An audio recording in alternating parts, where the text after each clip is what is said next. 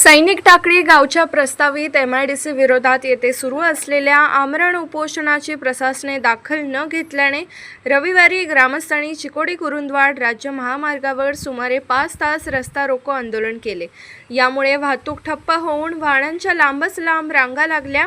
आंदोलनाची तीव्रता वाढल्यानंतर महाराष्ट्र औद्योगिक विकास महामंडळाचे उपअभियंता उमेश देशमुख यांनी आंदोलनकर्त्यांशी चर्चा करून स्थानिक नागरिकांच्या विरोधात जाऊन कोणतेही पाऊल उचलले जाणार नाही, ग्रामस्थांच्या मागण्या वरिष्ठ कार्यालयाकडे पाठवण्यात येतील असे लेखी आश्वासन दिले।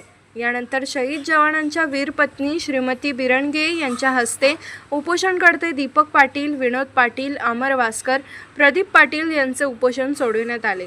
यावेळी नायब तहसीलदार विलास भिसे उपस्थित होते। पोलीस उपनिरीक्षक जीवन पाटील यांच्यासह मोठा पोलीस बंदोबस्त तैनात होता।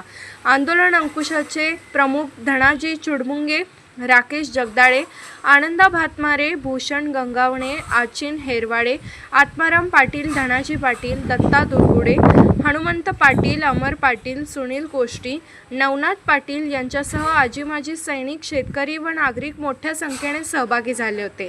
SK news Kurundwad.